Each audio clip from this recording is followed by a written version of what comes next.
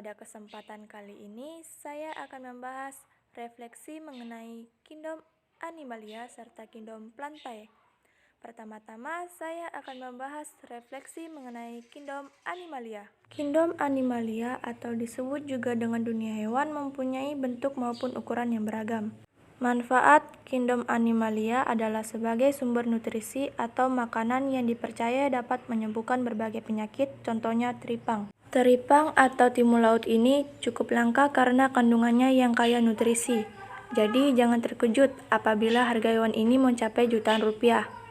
Namun, kita juga harus berhati-hati karena tidak semua jenis hewan ini bermanfaat karena ada beberapa teripang yang beracun serta berbahaya untuk dikonsumsi. Manfaat teripang bagi kesehatan tubuh yaitu 1.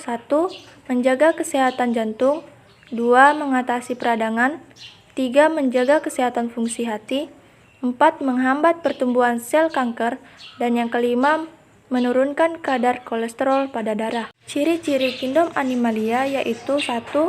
Memiliki banyak sel atau multiseluler, 2. Bersifat eukariotik, yang ketiga, tidak mampu menyediakan makanan sendiri atau heterotrof, yang keempat, mempunyai bentuk tubuh dan organ yang bervariasi, 5. Sebagian besar berproduksi secara seksual, dan yang keenam, tidak memiliki dinding sel.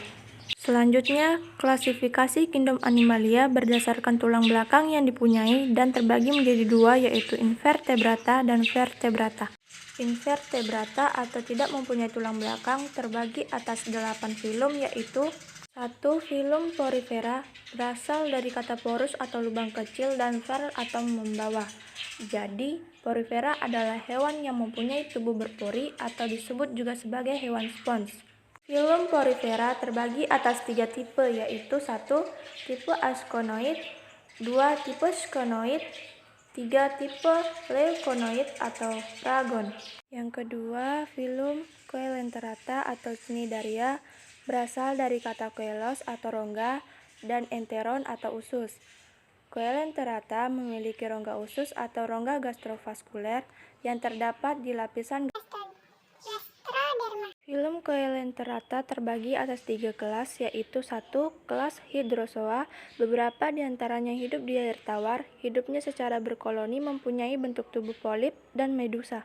Yang kedua, kelas Cyphozoa memiliki bentuk tubuh seperti mangkuk, transparan, dan melayang-layang di laut. Memiliki lapisan mesoklea yang tebal sebagai sumber nutrisi dan medusa merupakan fase dominan. Ketiga, kelas Anthozoa, bentuk tubuh menyerupai bunga. Rongga gastrovaskular Anthozoa mempunyai sekat yang mengandung nematokis dan tentakelnya juga mengandung nematokis. Yang ketiga, filum Platyhelminthes atau cacing pipi. Keempat, Nemahelminthes. Yang kelima, Annelida. Keenam, Molusa. Ketujuh, Arthropoda. Dan yang terakhir, Echinodermata. Selanjutnya, vertebrata atau mempunyai tulang belakang. Vertebrata dibagi menjadi beberapa kelas dan masing-masing memiliki ciri-ciri yaitu sebagai berikut. Kelas Pisces, ciri-ciri hidup di air, bernapas menggunakan insang, bersifat poikilotrum, memiliki sirip dan ekor, mempunyai gurat sisi, berkembang biak dengan cara bertelur, serta memiliki gelembung renang yang memudahkannya bergerak. Selanjutnya, kelas amfibi. Ciri-ciri hidup di dua alam yaitu di air dan di darat, bernapas menggunakan insang pada fase larva dan berudu serta menggunakan paru-paru pada fase dewasa. Bersifat poikilotrum, mengalami perubahan bentuk tubuh, mengalami fertilisasi eksternal, dan berkembang biak dengan cara bertelur. Kelas reptilia, kelas aves, dan yang terakhir kelas mamalia. Selanjutnya kita beralih ke kingdom Plantae. Kingdom Plantae atau lebih dikenal dengan tumbuhan ialah salah satu organisme eukariotik multiseluler dengan dinding sel dan klorofil.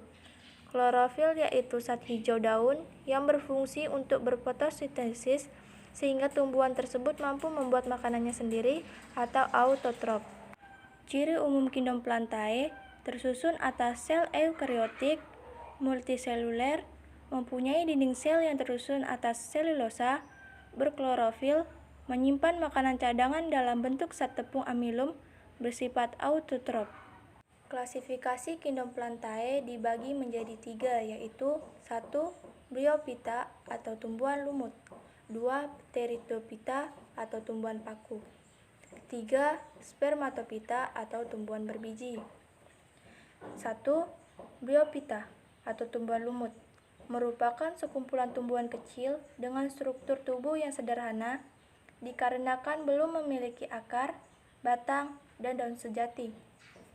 Lumut adalah organisme yang mengalami metagenesis atau pergiliran keturunan dari fase sporofit ke fase gametofit atau sebaliknya. Selanjutnya, yang kedua, Pteridophyta atau tumbuhan paku merupakan tumbuhan yang tubuhnya telah memiliki akar, batang, dan daun sejati. Tumbuhan ini juga mengalami metagenesis. Pada umumnya, tumbuhan ini hidup di darat, terutama di daerah hutan. Yang ketiga, Spermatophyta atau tumbuhan berbiji, yang merupakan hasil pembuahan antara benang, sari, dan putik.